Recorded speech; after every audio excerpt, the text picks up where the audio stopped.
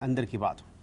दिल्ली में कांग्रेस महात्मा गांधी की समाधि पर संकल्प सत्याग्रह कर रही है। यह सत्याग्रह राहुल गांधी की संसद सदस्यता रद्द किए जाने के विरोध में है। क्या कांग्रेस का संकल्प सत्याग्रह सफल होगा? क्या कांग्रेस को सत्याग्रह से करने से क्या न्याय मिलेगा? देखिए इस खास रिपोर्ट।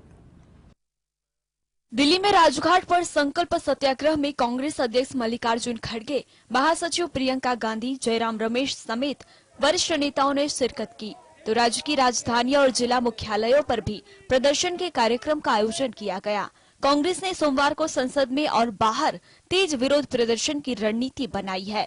कांग्रेस के एक सांसद का कहना था कि सोमवार को पार्टी की ओर से जोरदार प्रदर्शन दिखेगा, जिसे लेकर रणनीति को अंतिम रूप दिया जा रहा है। राहुल के सदस्यता जाने के बाद कांग्रेस के तेवरों से साफ है कि बची अवधि में सत्र का चलना मुश्किल है। कांग्रेस ने सोमवार से देश में जन आंदोलन शुरू किए जाने के संकेत भी दिए हैं। दिल्ली पुलिस ने राजघाट और उसके आसपास के इलाकों में धारा 144 लगा दी थी।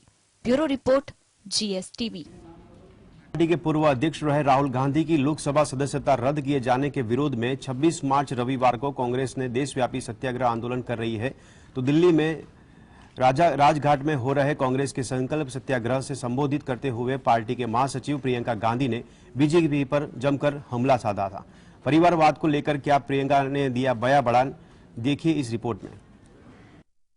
दिल्ली में कांग्रेस का सत्याग्रह आंदोलन कार्यक्रम में जमकर बरसी प्रियंका गांधी वाड्रा। उन्होंने बीजेपी पर जमकर हमला बोला। उन्होंने कहा, मैं पूछना चाहती हूँ कि भगवान राम कौन थे?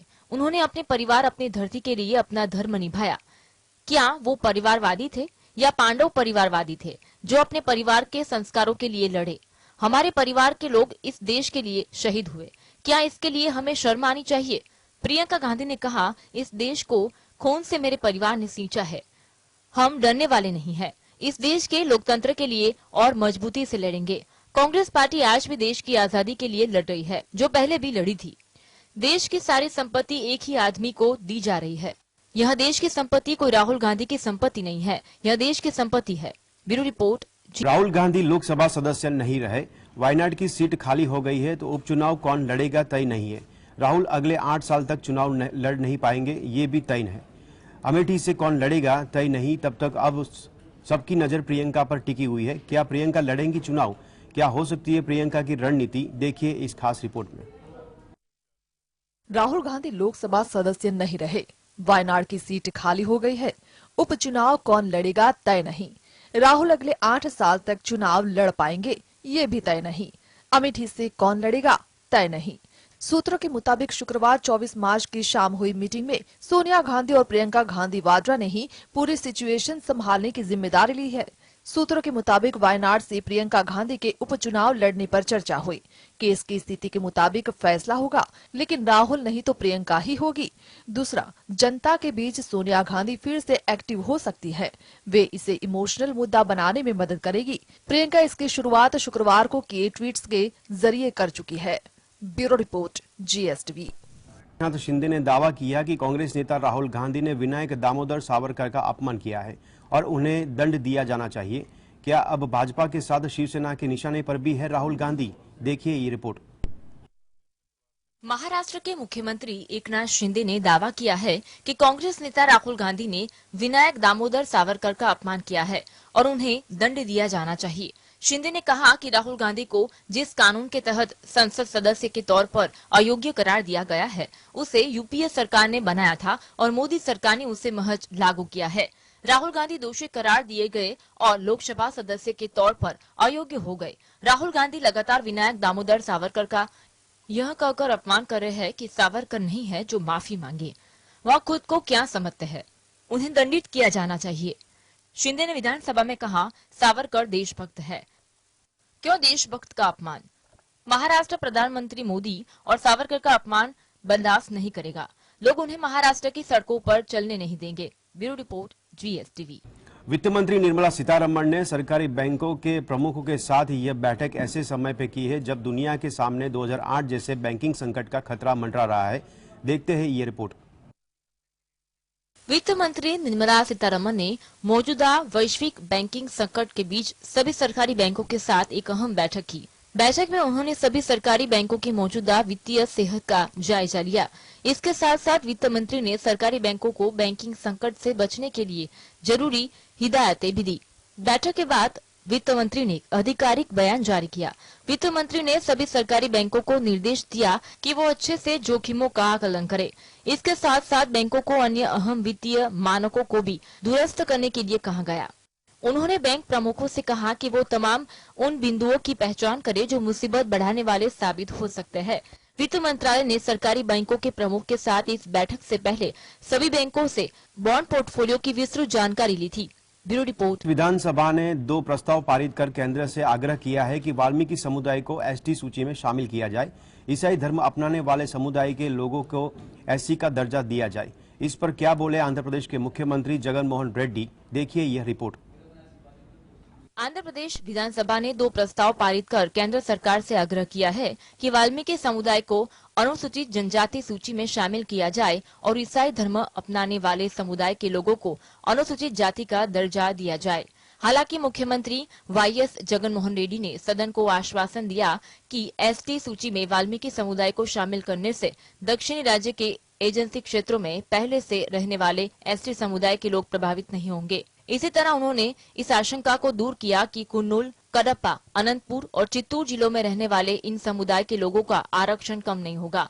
एसटी सूची में शामिल करने से सरकारी नौकरियां या शैक्षणिक संस्थानों में एजेंसी क्षेत्रों के एसटी लोगों का आरक्षण कम नहीं होगा, क्योंकि 6 सूत्री फॉर्मूला के तहत क्षेत्रीकरण व्यवस्था लागू है।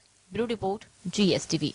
पाकिस्तान के पूर्व प्रधानमंत्री और पीटीआई अध्यक्ष इमरान खान ने आतंकवाद के 3 मामलों में अंतरिम जमानत मिलने के बाद लाहौर में शक्ति प्रदर्शन किया। उन्होंने कहा कि पीटीआई पर किए अत्याचारों का जवाब आवाम देगी। इमरान खान ने शहबाज सरकार पर क्या निशाना साधा, देखते हैं इस रिपोर्ट में। पाकिस्तान के लाहौर में इमरान खान ने शक्ति प्रदर्शन किया। उन्होंने पीटीआई की मिनराए पाकिस्तान रैली में अपने समर्थकों से किसी भी परिस्थिति में पीछे नहीं हटने की अपील की। रैली के रास्ते में कंटेनर खड़े कर दिए गए थे। उसके बावजूद लाखों की भीड़ इमरान खान को सुनने के लिए पहुंची। रैली में इमरान खान ने शहबाज शरीफ सरकार पर हमला करते हुए कहा कि उनकी पार्टी को निशाना बनाया जा रहा है। पार्टी कार्यकर्ताओं के खिलाफ झूठे मुकदमे दर्ज किए जा रहे हैं। उन्होंने कहा कि सत्ता मिलने का यह मतलब नहीं है कि इमरान खान के हाथ बांध दो। मेरे खिलाफ सैकड़ों मामले दर्ज किए गए हैं, जिसमें आतंकवाद के 40 मामले भी शामिल है। ऐसे में अब केस की कुल संख्या 150 पहुंच चुकी है। इमरान ने कहा कि सत्ता में रहने वालों को पता होना चाहिए कि कंटेनर उन लोगों को नहीं रोक सकते हैं जो सच्ची आजादी चाहते हैं। भारतीय अंतरिक्ष अनुसंधान संगठन इसरो ने 36 सैटेलाइट को ले जाने वाला भारत का सबसे बड़ा LVM-3 रॉकेट श्रीहरिकोटा के सतीश धवन अंतरिक्ष केंद्र से लॉन्च किया है। ब्रिटेन की network access associates limited Dhanweb group company ने पृथ्वी की निचली कक्षा में 72 सैटेलाइट को लॉन्च करने के लिए इसरो की commercial branch new space India limited से एक करार किया है। क्या है इसरो का रॉकेट की विशेषता, देखिए इस खास रिपोर्ट में। भारतीय अंतरिक्ष अनुसंधान संगठन इसरो ने 36 सैटेलाइट को ले जाने वाला भारत का सबसे बड़ा LVM-3 रॉकेट श्रीहरिकोटा के सतीश धवन अंतरिक्ष केंद्र से लॉन्च किया। वनवेब ग्रुप कंपनी के लिए पहले 36 सैटेलाइट 23 अक्टूबर 2022 को लॉन्च किए गए थे। रविवार को इसरो की यह 18वां लॉन्चिंग है। इस साल का यह तीसरा लॉन्च है और इससे पृथ्वी की निचली कक्षा में सैटेलाइट के समूह की पहली पीढ़ी पूरी हो जाएगी। वनवेब ने एक दिन पहले कहा था कि 17 लॉन्च पूरे हो गए हैं। एक अहम प्रक्षेपण बचा है। इस वीकेंड इसरो और न्यू स्पेस इंडिया लिमिटेड में अपने सहकर्मियों के साथ 36 और सैटेलाइट को लॉन्च करने के साथ पृथ्वी की कक्षा में स्थापित हमारे सैटेलाइटों की संख्या 616 हो जाएगी, जो इस साल ग्लोबल सेवाएं शुरू करने के लिए पर्याप्त हैं। Bureau report, GSTV। के एक बड़े सुपरस्टार है। फिल्म RRR से वो ग्लोबली भी काफी लोकप्रिय हुए हैं। इस फिल्म के गाने नाटू नाटू को ऑस्कर जीतने के बाद से तमाम स्टार कास्ट के साथ साथ वो भी काफी सुर्खियों में बढ़ रहे हैं। इस बीच अब वो अपने जन्मदिन के लेकर चर्चा में आ गए हैं। क्या है ये मामला, देखिए ये रिपोर्ट। फिल्म RRR से वो ग्लोबली भी काफी लोकप्रिय हुई सुपरस्टार रामचरण का एक दिन पहले ही बर्थडे सेलिब्रेशन हुआ। दरअसल 27 मार्च को साउथ सिनेमा के बड़े सुपरस्टार रामचरण का बर्थडे है। वो कल 38 इयर्स ओल्ड हो जाएंगे। वही एक दिन पहले से ही उनके जन्मदिन के सेलिब्रेशन की तैयारियां शुरू हो चुकी है। उन्होंने अपनी अपकमिंग अनटाइटल्ड फिल्म, जिसे फिलहाल RC-15 कहा जा रहा है, उसके सेट पर टीम के साथ केक काटा गया। सामने आई इन तस्वीरों में फिल्म के डायरेक्टर S जयशंकर और कोरियोग्राफर प्रभुदेवा भी नजर आ रहे हैं। साथ ही फिल्म के क्रू से जुड़े और भी लोग दिखाई दे रहे हैं। वहीं इन सभी के साथ रामचरण ने बर्थडे केक काटा था। रामचरण की बर्थडे को लेकर उनके फैंस में भी रोमांच देखने को मिल रहा है। Bureau report, GSTV।